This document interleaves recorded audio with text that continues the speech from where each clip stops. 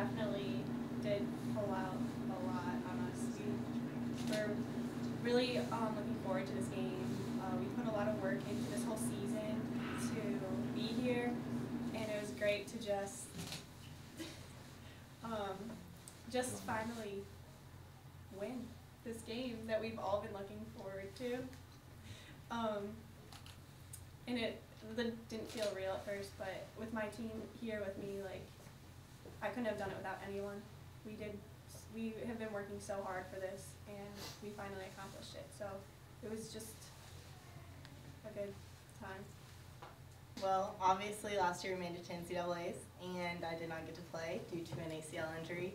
So this game meant a lot to me. It was my first NCAA game, and stepping out on that field, there's so many people that I know I wanted to play for, and all my teammates, and to be able to go out there and and win is such an honor for not only this team but this program. You know, we said we wanted to be a legacy. The 2012 class, like this whole team, we wanted to leave a legacy, and that's what we're doing. We made history, and we definitely didn't think this game was going to be easy. We knew it was going to be rough. We knew that UT Martin had the same mindset as us, and they put it out there out on the field. It was probably the most physical game we played in all year, and both teams put their blood, sweat, and tears into it, and it could have gone both ways, and I'm happy it went our way. John gave us some coaching points right in overtime, and said we needed to take it in and then play it wide. Literally drew up the goal. And so it's so hard for her to admit. I guess he was right this one. But it's a phenomenal feeling to go to the West Coast and play. I don't know who won yet, but to play whoever won on the other bracket, and we're going to have a great time, and we're going to show the West Coast what Kentucky has to offer. Kelly, it's quite a debut goal in your first NCAA game. What were your emotions when the goal went in?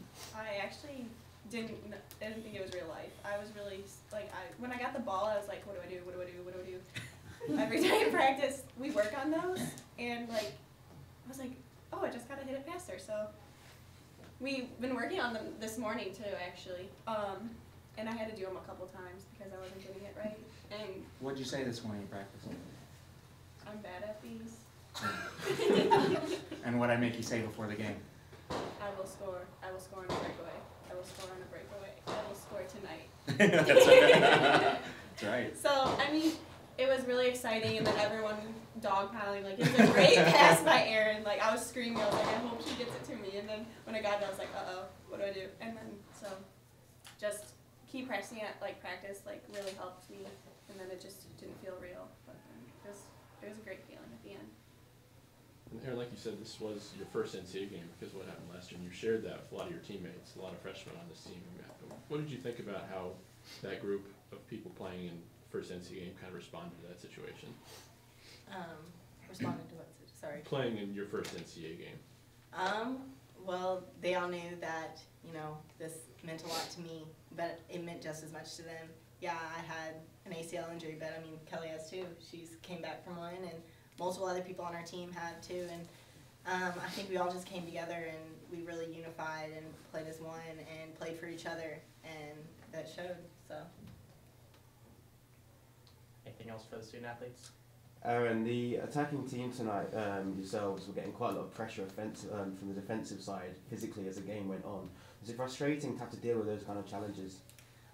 Yeah, for me, I like to get the ball a lot and turn and face. That's kind of my essence on the field. And so to have a lot of pressure on my back and having them forcing me to play back one touch and not really get all the touches on the ball is really difficult for me. But it's also a good challenge because it kind of builds up my game to teach me to play in that mannerism. And so it was tough, but we worked it out. And John always teaches us to be versatile on the ball, and so it worked out good. After so many chances for yourself and the other girls in both halves, were you worried that your moment had passed when overtime came around? Wait, what? Were you worried that your moment had passed after squandering so many chances in the first 90 minutes? Yeah, that one where I had the header that I think it was in the last like 2 minutes or 3 minutes, I don't know, of the game. I should have dove and it should have been a goal. And at that I was like, oh my gosh, I cannot believe I missed that, because I thought that was the moment. But you can never think that the moment's going to pass, because if you do that, then you're literally digging yourself a hole that you're not going to be able to get out of. So you got to stay positive, and that's what our team does, and that's what we're best at, fighting to win every game. So our moment, it has not passed yet, and it's not going to pass. So. Anything else? The way things happened last year with PKs, did those ever cross your mind in this game? I mean, they've crossed our mind all week. We've practiced them. We've worked on different orders, and you know, you have to be prepared. It was written in our book. If we got to PKs, we wrote it down ahead of time exactly what our order would be and what we would be doing. And the reason I wrote it down ahead of time was so that I wouldn't think about it during the game, so that I would know if it got to that moment, you just open up a book and say, here we go, this is what we've worked on. So, you know, during the game, no. You know, Nat Horner was very clear with the team at the beginning of overtime that we were not going to PKs. Very clear. I walked away. Let's just put it that way. She was making it clear. So, you know, they've been there before, and they wanted to take the next step. Can you talk a little more about what you were saying to Aaron about, you know, what you kind of drew up heading into overtime? Yeah, you know, it's fun getting to know a team. I told my wife about 2 weeks ago, I said, I've fallen in love with this team. And she said, well, so many players will be back. I said, you know, every year is different. And that's great. And, you know, you love another team, but I've truly fallen in love with this team, and love coaching them every day. And one of the things I love about them is I'm really tough on them. And they want more. You know, and I said something to Erin before overtime about getting a moment, and she immediately says, if I had just dove on that one, we would have won. If I had just dove on that one, it would be over already on the header. You know, here she is being harder on herself. I'm trying to get her going, you know, and being positive with her at that moment. And so I love that they respond to the exact things we ask them to do. Sometimes it takes a little while, but they're trying.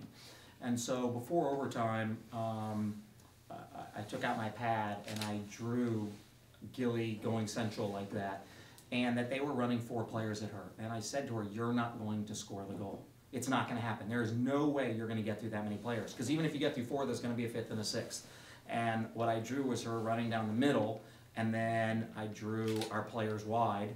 And I said, you know, playing a 5-yard ball wide, which was happening a lot between Kat Landis and Courtney Reitsman and Gilly, they were playing, but then they weren't getting out of that pressure. There was still in a group of 4 or 5 players at the top of the box. And so I said, that pass isn't going to be the one. It's going to be you going central and then knocking it wider. It's got to be that ball that we've worked on, which is Gilly to Hubley, and then she finishes. And I just said to Gilly, your assist is going to win this game, and you're not going to score the goal. And you know, you just get to know a team. You get to know their personalities.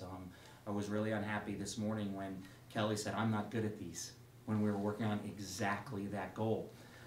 We don't normally work on anything except for walking through the day of the game.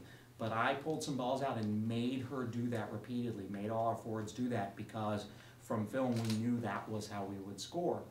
And I pulled her over before the game, like she said, and I said, I'm really unhappy that your self-talk was negative. And I don't care what it's about, on the field or off, you will never talk about yourself negatively like that. And I made her say over and over, I'm going to score a goal, I'm going to score a goal, I'm going to get a breakaway, I'm going to score a goal. And it's just so special, because it's one thing to coach. It's another thing when players respond. And, you know, isn't that every coach's dream? That when you ask something of your players, they trust you enough to do it. And we trust each other. And as I told Aaron after the game, don't you hate the fact that I was right? Because we fight all the time, we argue all the time. That's our fun. We argue all the time. She loves to argue with authority, and so I love to argue back. And I said, don't you hate that I was right? And she goes, oh, you can be right this one time. So that's our relationship, and it's a relationship I want with all the players, and tonight it worked. Getting For one more. Getting this win has been... Oh, don't make me go away now. This is too much fun. getting this win has been a goal, and it's been talked about all season long. When does the transition begin to wanting more and talking about what's next? Well, I have to thank Coach Skinner. You know, when I was being interviewed here, I asked to go out to eat with Coach Skinner because he had built a women's Olympic program, and he was ahead of us, obviously, and he had made the NCAAs. And I asked him, how did you do it? Tell me how this is done at the University of Kentucky. So I called him when we talked last night, and I sat in my car. Sorry. I sat in my car, and I said, remember that moment, and remember that I wanted that to talk to you. And I said, tell me about when you were in the NCAAs at the beginning. Just tell me about it. Tell me about what training was like beforehand. Tell me about how you got over the hump, that hump, you know? And we just talked. Like for 15 minutes, we just talked. And really, I listened, and I asked a few questions. And that's special, you know? And it's taken a lot of people to get here. And, you know, the next step, it starts Sunday. Tomorrow it doesn't. We're going to enjoy this for a little while. But it starts Sunday, and it starts every day that we work now. You got to get that first one to take that pressure off, to know that this is what we're about, you know? But, you know, not to, sorry to go on and on, but, you know, one of our alums that's most special to me is Annie Gage. Now Annie Gage Murphy, that's hard for me. And she was perhaps the greatest player ever here, set so many records, and worked really hard to get me this job. And I promised her when I got this job that we would do this. I promised her. And so this is for a lot of people. And she was here at the game. And now it's time to move on. And, you know, for me, I'm going to enjoy this, but I've moved on. We can never do this again. That's the special thing about the first. And 10 years ago, when people are winning NCAA games, it won't be the first. It's still special, but this is always going to be the first. All right, thank you. Thank you, guys.